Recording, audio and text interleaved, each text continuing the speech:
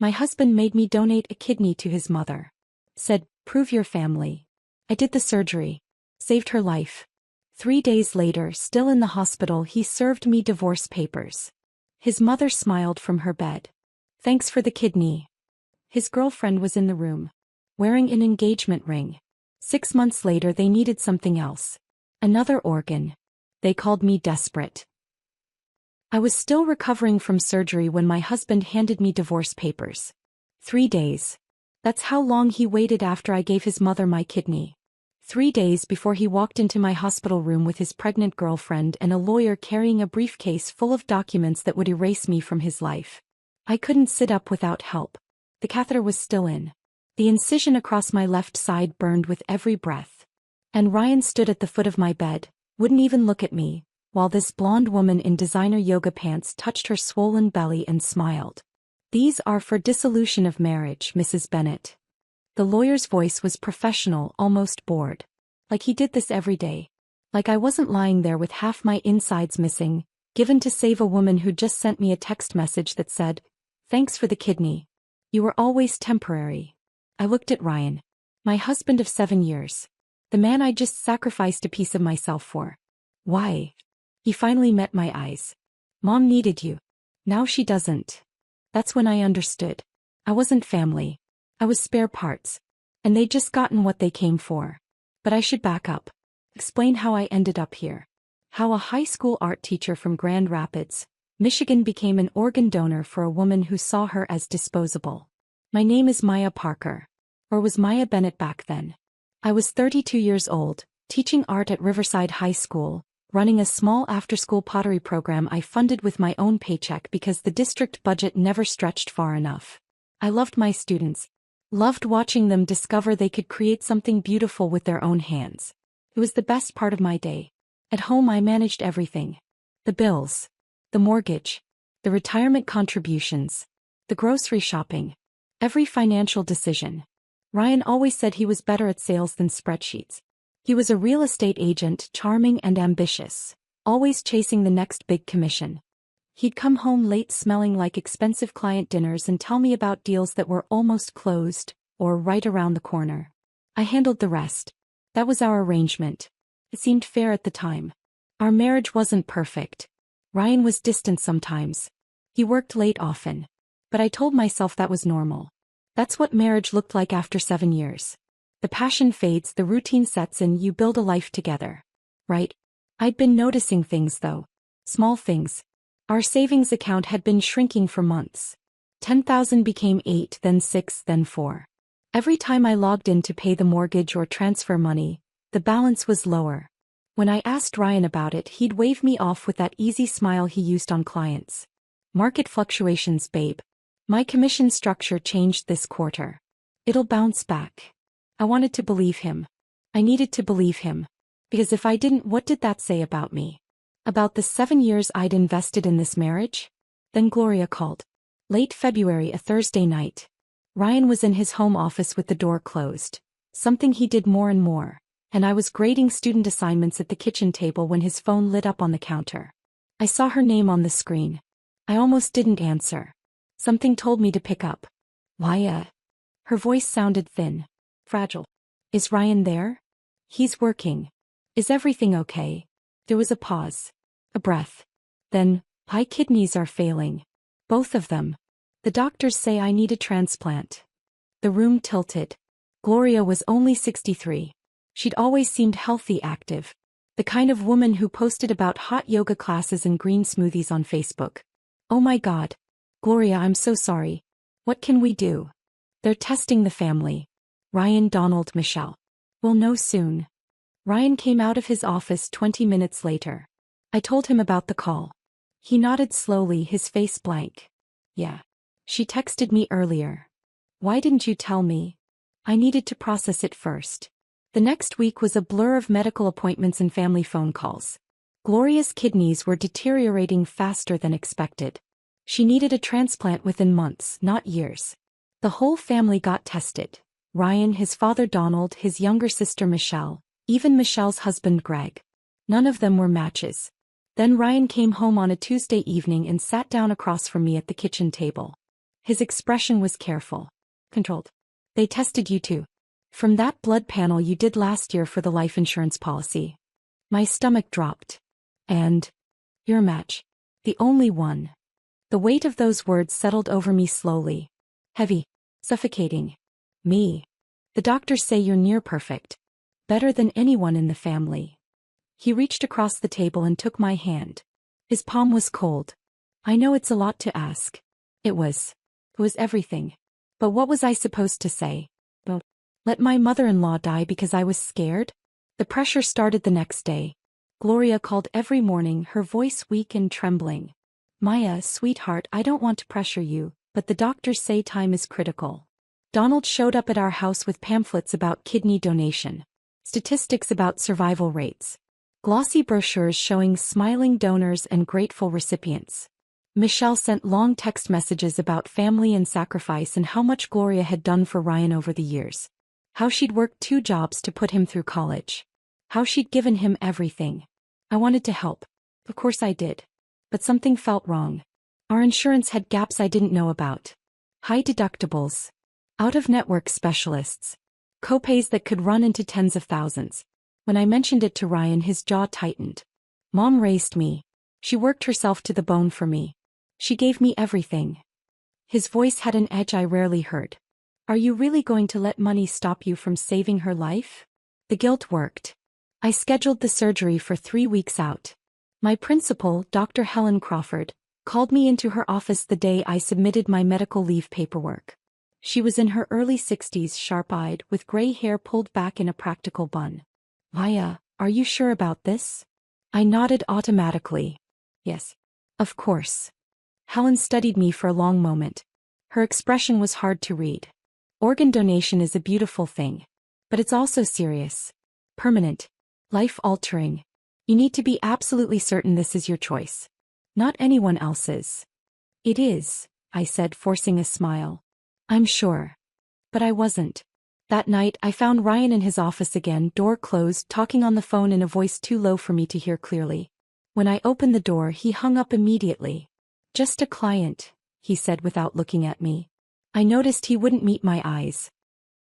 The surgery was scheduled for a Tuesday in March. I woke up at 4:30 in the morning, my hands shaking so badly I couldn't button my shirt. Ryan drove me to the hospital in silence. The roads were empty, the sky still dark. I kept waiting for him to say something. Anything. To reassure me. To thank me. He didn't speak the entire drive. In the pre-op room they wheeled Gloria past my bed. I expected her to stop. To say something. To acknowledge what I was about to do for her. She didn't even look at me. Just stared straight ahead, her jaw set, her eyes flat and distant. A nurse patted my arm. You're very brave. I didn't feel brave. I felt terrified. The anesthesiologist leaned over me with a kind smile. Ready? I wasn't. But I said yes anyway. Because that's what you do for family. You sacrifice. You prove you belong. When I woke up, the pain was immediate and overwhelming. My left side felt like it had been torn open and stitched back together with barbed wire. A nurse stood by my bed checking monitors. The surgery went perfectly. Gloria's kidney is functioning beautifully. I tried to feel relieved. I tried to feel proud. Instead I felt hollow. Carved out. Like something essential had been taken and I'd never get it back. Ryan visited that first evening. He stayed 10 minutes. Stood near the door with his hands in his pockets. I need to check on Mom, he said, kissing my forehead without warmth. Then he was gone. I lay there alone, staring at the ceiling tiles. Counting them to distract myself from the pain. 43 tiles. Fluorescent lights humming overhead. The antiseptic smell of the hospital. The beep of machines monitoring my vital signs. I had never felt more alone in my entire life. On day 2, Ryan didn't visit at all. A nurse mentioned he'd been with Gloria most of the day. Your mother-in-law is doing remarkably well, she said with a smile. You gave her a wonderful gift. I tried to smile back. My face felt frozen. On day 3, the nurse came in to check my vitals. Your husband is here. For a moment I felt something like hope. Maybe he was finally here to take me home. To tell me it was over. To thank me properly. Then Ryan walked in. And he wasn't alone. There was a woman with him. Blonde, athletic, wearing those expensive yoga pants and a diamond bracelet that caught the fluorescent light. And a man in a tailored suit carrying a leather briefcase. Ryan didn't sit down. Didn't come close to the bed. Just stood at the foot like I was a stranger. Maya, this is Cassie. And my attorney, Mr. Hoffman. My brain couldn't process the words. I looked at the woman. At the lawyer. Back at Ryan. What? Mr. Hoffman opened his briefcase with practiced efficiency. Professional. Detached. Mrs. Bennett, your husband is filing for dissolution of marriage. He placed a stack of papers on the table beside my bed. These are the documents. The words didn't connect. Dissolution. Marriage. Papers. I looked at Ryan, waiting for him to laugh. To say it was a mistake. To do something human. He wouldn't meet my eyes. Cassie shifted uncomfortably. Her hand moved to rest on her stomach. That's when I saw it clearly. The swell of her belly under her fitted top. 7 months pregnant, maybe more. 7 months. The affair didn't start after Gloria got sick. It started before. Long before. The nurse's phone buzzed on her cart. He glanced at the screen, then at me. Her expression shifted to something I'll never forget. Pity. Pure, devastating pity. Mrs. Bennett, you have a message. From Gloria Bennett. My hands were shaking too badly to hold the phone. The nurse read it aloud, her voice getting quieter with each word. Thanks for the kidney. Ryan will finally get his inheritance now. You were always temporary.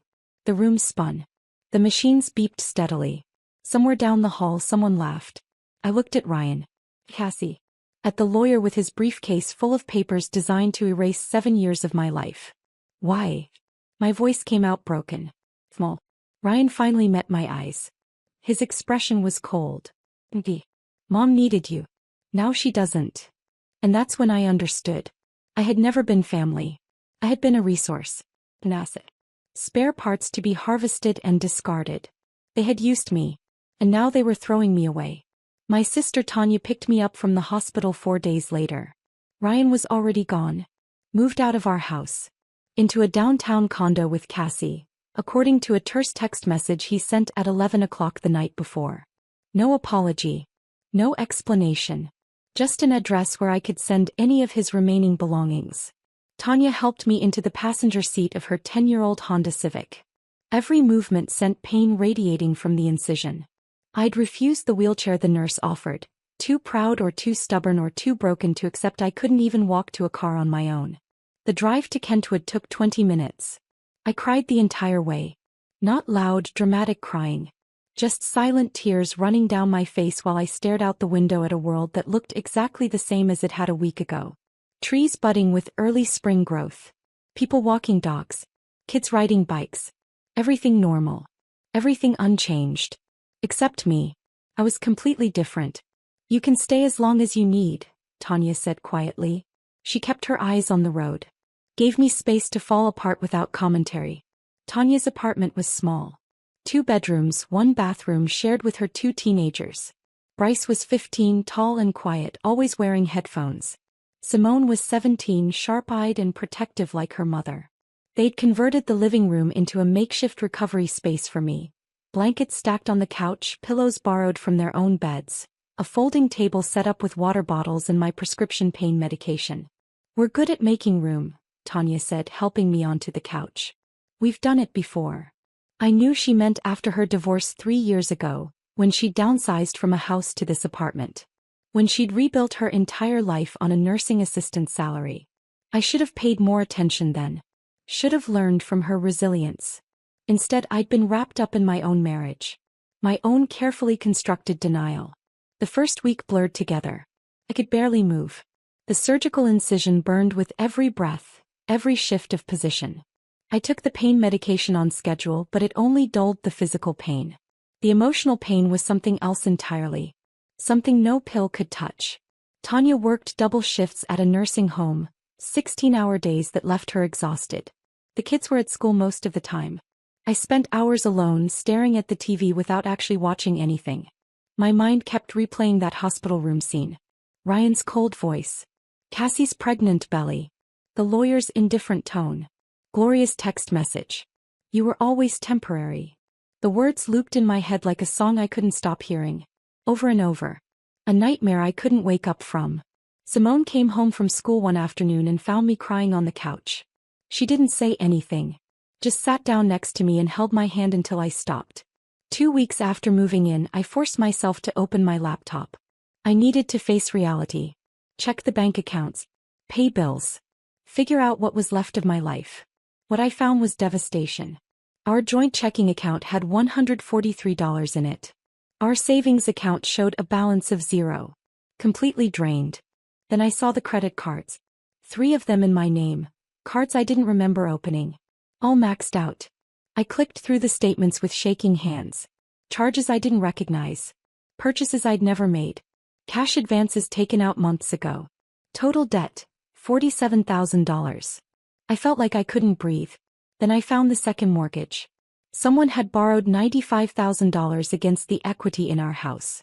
The loan documents were scanned and saved in our shared cloud storage. I opened them. Stared at the signature page. The signature looked like mine. The loops of them and P were close enough. But I'd never signed this document.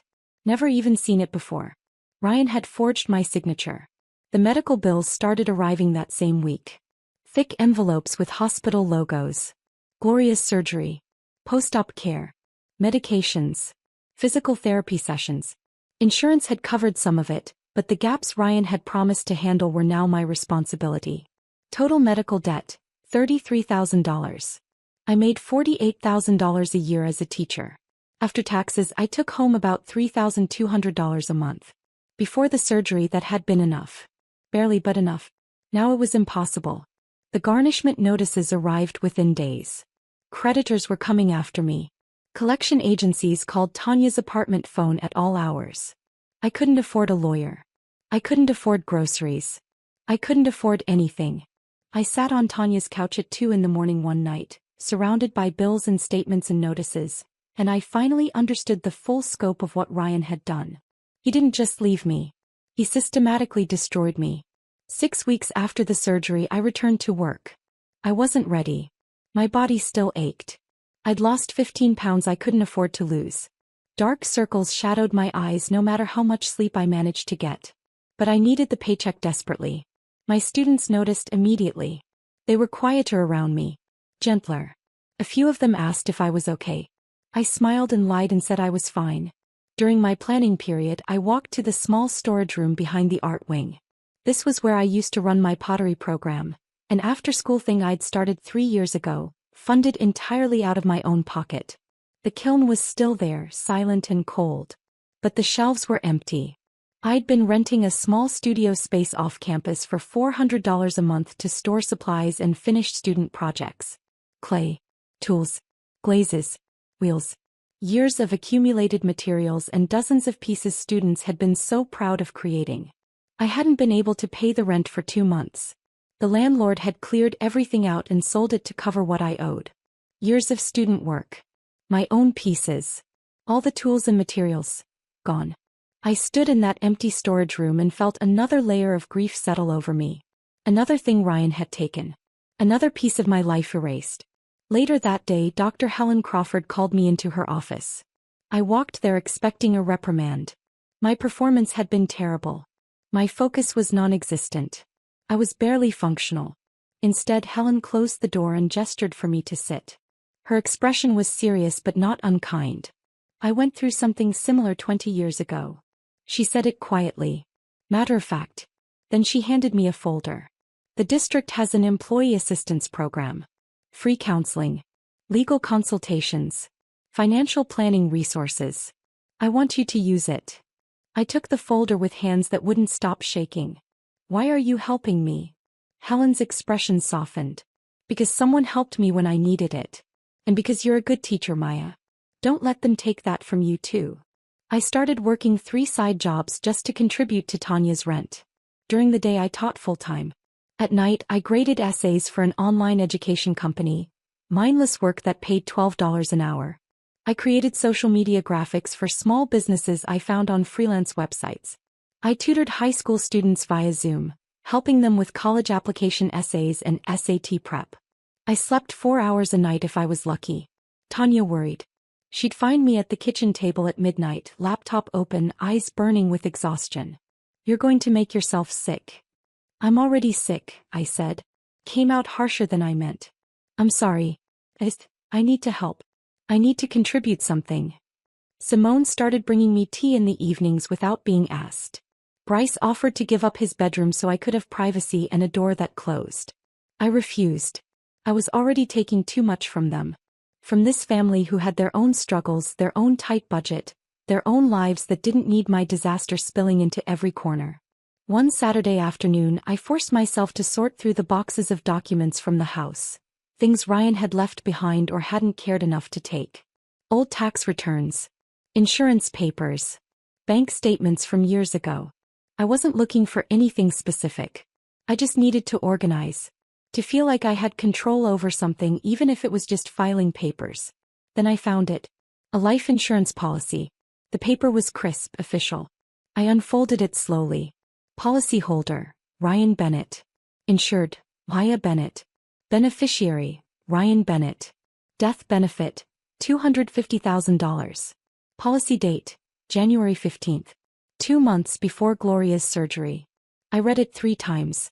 My hands went completely numb. The paper slipped from my fingers and drifted to the floor. If I'd died during surgery, if there'd been complications, an infection, a surgical error, anything, Ryan would have collected $250,000. The timeline clicked into place with sickening clarity. He'd taken out the policy before Gloria even called about needing a transplant. Before the family got tested. Before he knew I was a match. He'd been planning this. I wasn't family. I wasn't even a person to him. I was an investment. An asset. A resource to be extracted and discarded, or cashed in if circumstances aligned correctly. I picked up the policy with shaking hands. Took a photo of it with my phone. Then I found the folder Helen had given me and pulled out the legal aid number. My hands were still trembling when I dialed. A woman answered on the 3rd ring. Legal Aid of Western Michigan. "This is Marcus Webb's office." "I need help," I said. My voice sounded strange. Distant. Like it belonged to someone else. "I think my husband committed fraud. And I think he was hoping I'd die." Marcus Webb met me at his office the following Monday morning. His workspace was small, cluttered with case files and legal textbooks, tucked into a converted house that served as the Legal Aid of Western Michigan headquarters. He was in his 50s with graying hair and tired eyes that had seen too many stories like mine. I handed him the life insurance policy. He read it slowly, his expression unchanging. Then he set it down and looked at me. "Tell me everything." So I did. The shrinking savings account. The pressure from Ryan's family. The surgery. The divorce papers in my hospital room. Gloria's text message. The forged signatures on the second mortgage. The maxed-out credit cards I'd never opened. Marcus took notes on a yellow legal pad. His handwriting was terrible, but his questions were precise. He asked about dates, amounts, who was present when decisions were made. When I finished, he was quiet for a long moment. Then he tapped the life insurance policy with his pen. "This is more than divorce, Maya. This is financial exploitation. Possibly fraud. Can you prove it?" "I can try." He pulled out a blank bankruptcy petition form. "We'll file this with a specific request for investigation. The trustee will look into the forged documents, the fraudulent debts. If we can establish a pattern of exploitation, we might be able to get criminal charges filed." I didn't let myself hope. Hope had gotten me into this mess. "What are the chances?" Marcus met my eyes. "Honestly, I don't know. But I've been doing this for 20 years and I've never seen a case this clear-cut. The life insurance policy alone is damning. Combined with everything else, we have a real shot." He filed the bankruptcy petition that afternoon. Then he gave me a card for a counselor, Dr. Patel, who worked with the employee assistance program the school district offered. "You need someone to talk to who isn't a lawyer," Marcus said. "Someone who can help you process this." I started seeing Dr. Patel twice a week. She was younger than I expected, maybe 40, with kind eyes and a way of asking questions that made me think instead of just react. She didn't judge. Didn't pity. Just listened. 6 months passed like that. Slowly. Painfully. But something shifted. I was still living with Tanya. Still working 3 jobs. Still buried in debt that garnished my paycheck every month. But I was functioning. Surviving. The bankruptcy was moving through the system. Marcus called every few weeks with updates. The trustee was investigating, documents were being subpoenaed, things were progressing. At school, something unexpected happened. My students rallied around me. I don't know who started it, probably Jada Morrison or one of the other seniors. But they organized a fundraiser. A bake sale during lunch periods. An art auction featuring student work. They raised $800. When they presented me with the check, I cried in front of 30 teenagers. "This is for your pottery program, Ms. Parker," Jada said firmly. "You always funded it yourself. Now we're funding it." It wasn't enough to rent the studio space back. But it was enough to buy clay and basic tools. I started teaching pottery again during lunch periods, right there in the storage room behind the art wing. Kids showed up who'd never taken art before. They sat at makeshift tables and shaped clay with their hands and talked about their lives, their families, their struggles, their dreams. I realized I wasn't just teaching. I was healing them and myself. Then on a Tuesday in October the call came. I was in the middle of teaching a sophomore class, demonstrating watercolor techniques, when my phone buzzed in my pocket. I ignored it. School policy. No phones during instruction. It buzzed again. And again. During the passing period I checked. 7 missed calls. 3 voicemails. All from Ryan. My stomach dropped. I hadn't heard from him in 6 months. Not since Marcus had sent a cease and desist letter regarding any further contact outside of official divorce proceedings. I stepped into the hallway away from the rush of students and listened to the first voicemail. Ryan's voice was different. Tight. Panicked. Stripped of the cold confidence he'd had in that hospital room. "Why? Mom's kidney failed. Infection. They say she needs another transplant immediately. Cassie can't donate. Pregnancy complications. You're still the best match. We need to talk. Please call me back." The second message was longer. More desperate. "Maya, I know you're angry, but this is life or death. We can work something out. There's money from Mom's estate. We can settle the debt, help you out, whatever you need. Just call me." The third message was just breathing. Heavy. Ragged. Then a click. I stood in the hallway, students rushing past me to their next classes, and I felt nothing. No sympathy.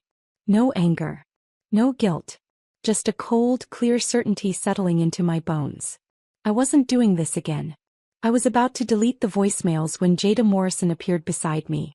She had a hall pass in her hand, probably headed to the library. "Miss Parker, you okay?" I forced a smile. "I'm fine." Jada's sharp eyes didn't buy it. "That didn't sound fine." She nodded toward my phone. "Was that about your ex's mom?" I didn't know how much my students knew. I'd never told them directly about the surgery, the divorce, any of it. But high school kids heard everything. They saw everything. "Yeah. She needs another kidney." Jada was quiet for a moment. Then she said something that stopped me cold.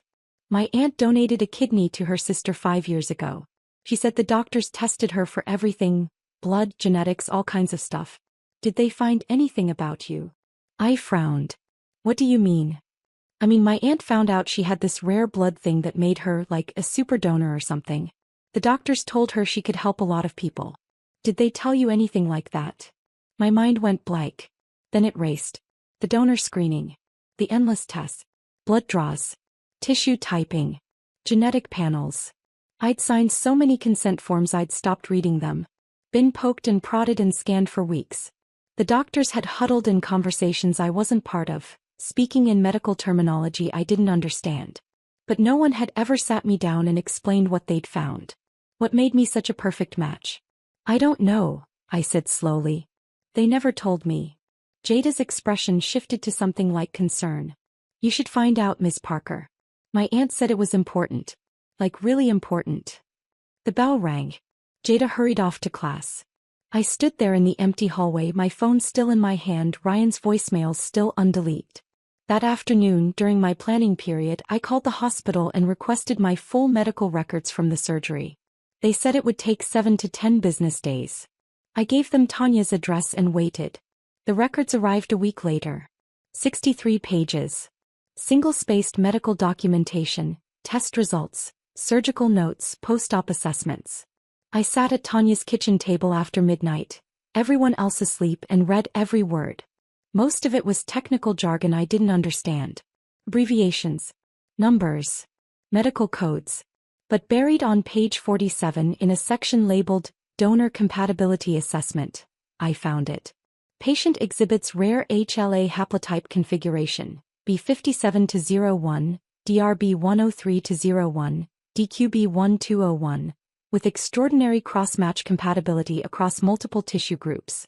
Universal donor potential noted for specific recipient populations. Genetic profile flagged for National Registry consideration.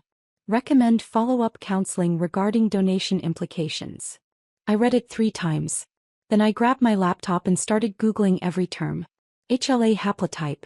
Cross-match compatibility. Universal donor potential. What I learned made my hands shake. I wasn't just a match for Gloria. I was a potential match for dozens, maybe hundreds of people with specific rare tissue types. My genetic makeup was medically valuable. Exceptionally rare.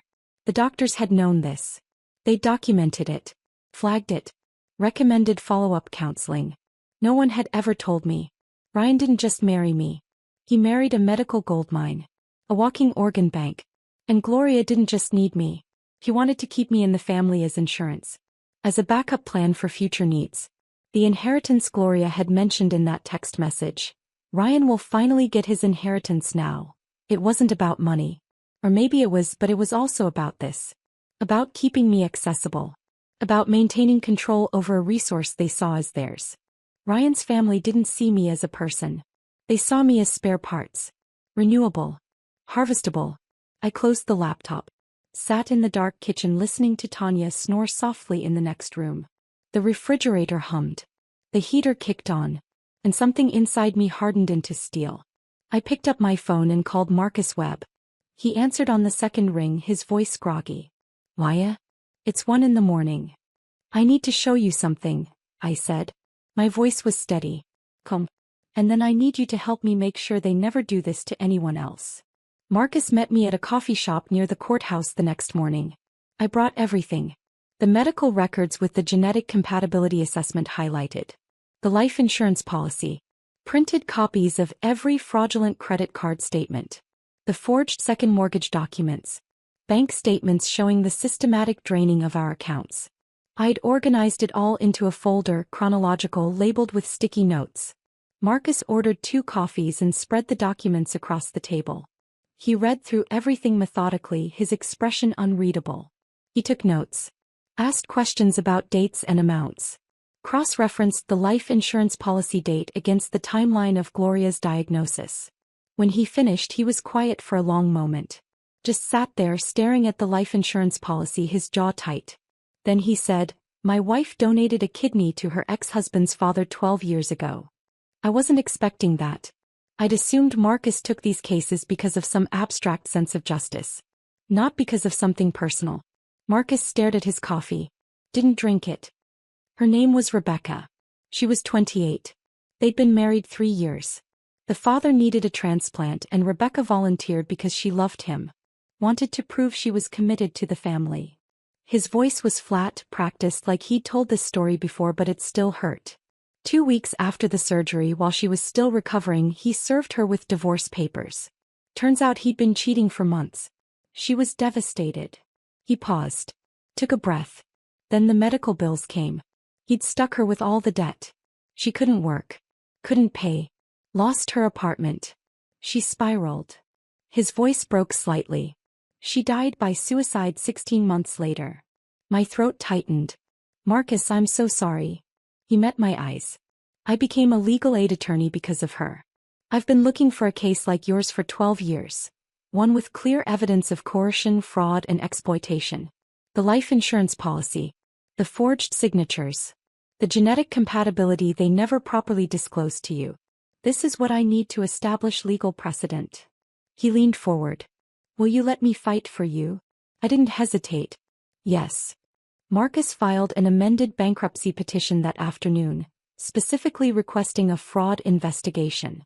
Within 2 weeks, a bankruptcy trustee named Linda Morales was assigned to my case. Linda was in her 40s, sharp-eyed, with the kind of intensity that made people nervous. She was thorough, relentless, and deeply unimpressed by Ryan's paper trail. She subpoenaed bank records going back 5 years. Credit card statements. Loan documents. She interviewed me for hours in a windowless office, documenting every forged signature, every hidden debt, every lie Ryan had told. She asked questions I hadn't thought to ask myself. When did I last see our tax returns? Had I ever signed a power of attorney? Did Ryan have access to my social security number? The second mortgage was the smoking gun. Ryan's signature was legitimate. Mine was not. Linda hired a handwriting analyst who confirmed what we already knew: forgery, clear and deliberate.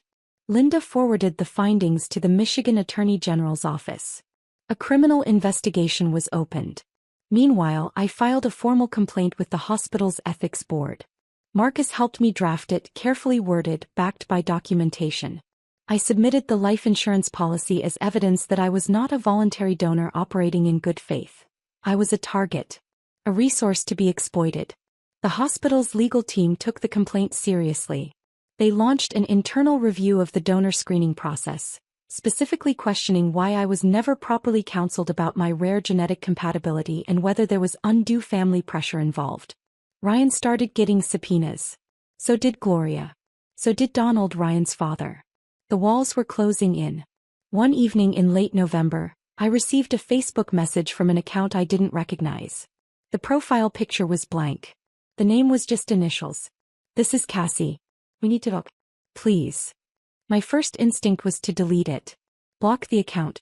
This woman had stood in my hospital room, pregnant with my husband's child, while a lawyer handed me divorce papers. I owed her nothing. But curiosity won. Or maybe it was something else. I need to understand. I messaged back. When and where? We met at Riverside Park the next afternoon. Neutral ground. Public. Safe. Cassie was sitting on a bench near the playground, her pregnancy now in its final weeks. She looked exhausted. Dark circles under her eyes. Hair pulled back in a messy ponytail. She didn't look like the polished woman who'd stood in that hospital room. She looked scared. She didn't waste time with pleasantries. Ryan took out a life insurance policy on me. She handed me a printed document. I unfolded it slowly. Policyholder, Ryan Bennett. Insured, Cassie Brennan. Beneficiary, Ryan Bennett. Death benefit $300,000. Policy date, 1 week after Gloria's surgery. My hands went cold. I found this 2 weeks ago, Cassie said, her voice shaking. I was looking for our health insurance cards and found it in his file cabinet. I confronted him. He said it was just standard financial planning. That all couples do this. She looked at me. But I'm not stupid. I looked at the dates. I looked at the donor testing results he'd printed out and left in his office. I'm not a match for Gloria. My blood type is wrong. But I didn't know that when he started dating me. Her eyes filled with tears. He was going to use me as a backup. If you couldn't donate or if Gloria needed more later, he'd have pushed me into it. And if I died during childbirth or surgery. She didn't finish. Didn't need to. I felt a strange kinship with this woman I should have hated. Why are you telling me this? Cassie pulled a USB drive from her purse. Text messages. Between Ryan and his mother. Planning. Backup strategies. Contingency donors. I found them on his laptop when he was in the shower. Her hands were shaking. I'm terrified of him, Maya. I need to protect my baby. And I need him away from both of us. I took the USB drive. Thank you. Cassie wiped her eyes. I'm sorry. For what happened to you. I didn't know. I swear I didn't know. I believed her. Marcus opened the USB drive that evening in his office. I sat beside him while he clicked through the files. Text messages. Dozens of them. Between Ryan and Gloria. Between Ryan and his father. Some going back 2 years. We need a backup plan if Maya doesn't work out. Cassie's younger. Better health. Could be a good option. Do we tell her about the genetic testing? No. Keep it simple. The less she knows, the better. There were spreadsheets. Actual spreadsheets. Comparing potential donors. Medical compatibility. Health history. Financial vulnerability. My name was at the top. Cassie's was second. There were 3 other names I didn't recognize. Marcus's face was white. This is conspiracy. Premeditated exploitation. This is criminal. The forensic accountants Marcus had hired finished their audit of Gloria's finances a week later. They presented their findings in Marcus's office. I sat across from them listening to numbers that didn't make sense. Gloria Bennett was not wealthy. She was drowning in debt. 3 mortgages on 2 properties, the house in Grand Rapids and a condo in Florida that was in foreclosure. Credit card debt totaling $180,000. Medical bills she'd ignored for years. Tax liens. Judgments from creditors. Her estate that Ryan kept mentioning? It didn't exist. Everything she owned was leveraged, underwater, built on borrowed money and lies. Gloria had been running a financial shell game for decades, using Ryan's real estate connections to shuffle assets, hide debt and maintain the illusion of wealth. She'd convinced her own son that there was an inheritance waiting, that his sacrifices would be rewarded. Ryan had believed her. Married me, and probably would have married Cassie next, to secure organ donors because Gloria's lifestyle of excess and non-compliance meant she'd never qualify for a deceased donor kidney through legitimate channels. The infection that caused the kidney to fail? Predictable. Gloria had refused to take her anti-rejection medications properly. Too expensive, she'd claimed, despite spending thousands on trips and designer clothes. She'd destroyed the organ I gave her through pure negligence. And now she wanted another. Linda Morales presented the findings to the Michigan Attorney General's office, along with the text messages from the USB drive, the life insurance policies, the forged documents, the genetic compatibility records the hospital had never properly disclosed. Ryan was formally charged with forgery, financial exploitation, and fraud. Gloria was investigated for insurance fraud and conspiracy to commit fraud. The criminal case moved forward. I sat in Marcus's office after the meeting, staring at the stack of documents that represented the systematic destruction of my life. What happens now? I asked. Marcus leaned back in his chair. Now we wait. The bankruptcy will discharge your debts. The criminal trial will take months, maybe longer. But Maya. He looked at me seriously. You're going to be okay. You're going to survive this. I wanted to believe him. My phone buzzed. Another voicemail from Ryan. I didn't listen to it. I knew what it would say. More begging. More promises. More lies. I deleted it without opening it.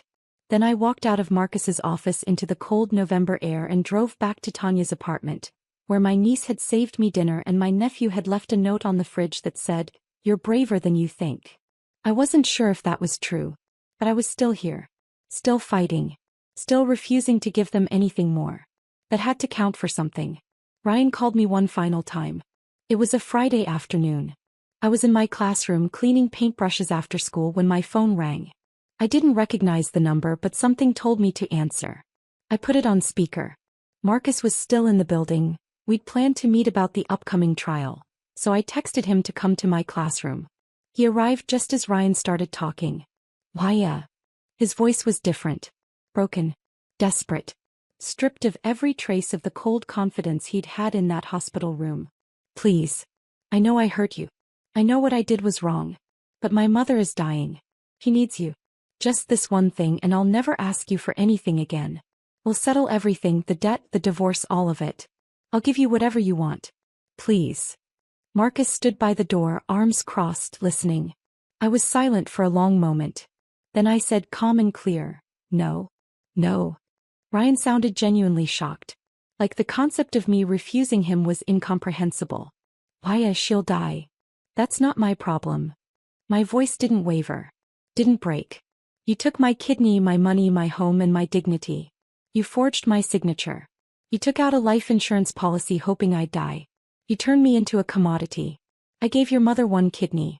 She destroyed it through her own negligence. I'm not giving her another. You're killing her. No, Ryan. You are. You and Gloria made your choices. You lied. You manipulated. You exploited. Now live with the consequences. I paused. Don't call me again. I hung up. Marcus placed a legal document on my desk. Sign this.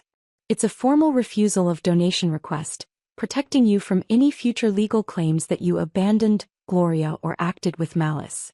You're asserting your bodily autonomy. I signed without hesitation. 2 weeks later, Ryan was arraigned on fraud charges. He pleaded not guilty. His attorney argued that the forged signatures were misunderstandings, that the life insurance policy was standard financial planning, that everything could be explained. The judge set trial for 8 months out. Gloria survived on dialysis. She was placed on the transplant list, but her history of non-compliance, the missed medications, the refused follow-up appointments, the infection she'd caused through negligence, made her low priority. She'd wait years for a kidney if she ever got one at all. I didn't feel guilty. I felt free. My bankruptcy was discharged 4 months after filing. Every fraudulent debt, the credit cards I'd never opened, the second mortgage with my forged signature, the medical bills Ryan had stuck me with, was wiped clean. I didn't get rich. I got free. My credit score was destroyed. It would take years to rebuild. But I didn't care. I was alive. I was employed. I had Tanya, Bryce, Simone, my students, and a future that wasn't buried under Ryan's lies. Marcus didn't charge me a single cent.